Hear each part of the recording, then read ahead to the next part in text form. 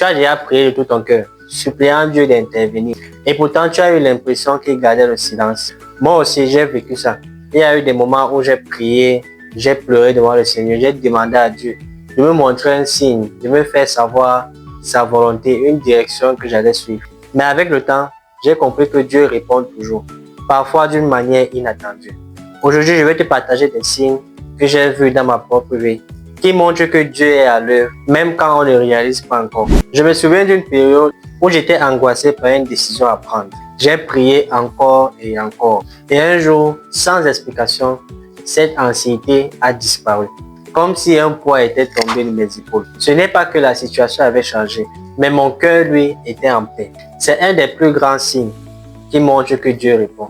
Quand nous méditons la Bible, nous pouvons tomber sur le verset biblique de Philippiens 4, verset 7, qui dit « La paix de Dieu, qui surpasse toute intelligence, gardera vos cœurs et vos pensées en Jésus-Christ. » Si tu ressens cette paix divine-là, cette paix en toi, ça révèle que Dieu œuvre déjà en coulisses. Tu dois te calmer, tu dois te poser et tu dois savoir que le silence montre que le Seigneur a écouté ta prière et il agit en silence. Le deuxième signe, c'est une porte qui s'ouvre ou qui se ferme.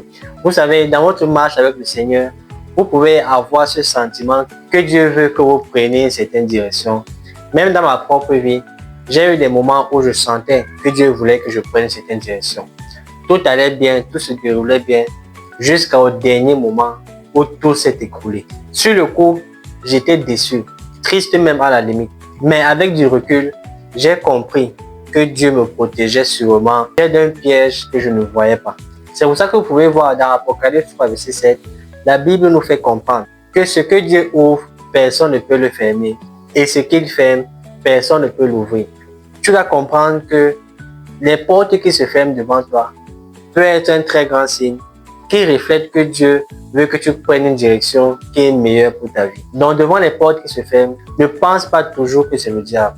Il faut avoir le discernement, compter sur le Saint-Esprit pour déterminer et savoir si c'est Dieu qui a mis sa main dans cette histoire et il veut simplement que tu suives une direction qui est meilleure pour ta vie et qui va t'aider à te rapprocher de lui. Le troisième signe, c'est un changement dans ton cœur. Je me souviens d'une prière où je demandais à Dieu de changer une situation difficile dans ma vie. Mais avec le temps, j'ai réalisé que ce n'était pas la situation qui changeait, c'était moi. Dieu m'a appris à voir les choses différemment, à grandir dans la foi.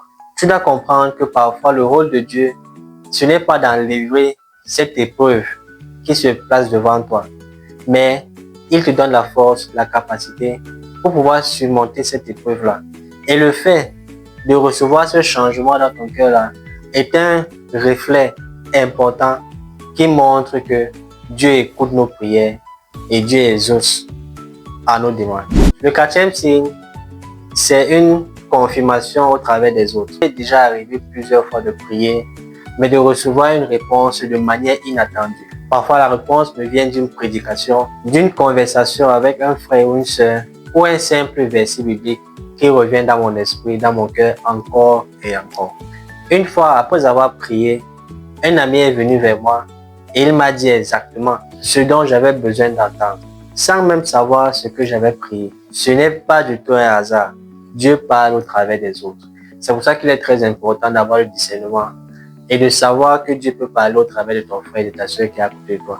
Cela te pousse à ne pas les mépriser et à faire attention à ce qu'ils disent, parce que Dieu peut passer par eux pour t'apporter cette direction, ce signe qui va t'aider à te rapprocher de lui et à réaliser les buts pour lesquels il t'a créé. Le cinquième signe, c'est une épreuve qui devient une bénédiction. Je repense en ce moment à une période très difficile de ma vie où j'avais l'impression que mes prières n'étaient pas entendues. Mais après coup, j'ai vu comment Dieu est passé par cette saison difficile de ma vie pour m'enseigner, me rapprocher de lui et préparer pour moi quelque chose de beaucoup plus grand. Ce que je voyais comme un échec était devenu une bénédiction déguisée. N'oubliez pas ce que la Bible nous fait comprendre dans Romains 8, verset 28. Toute chose concourt au bien de ceux qui aiment Dieu.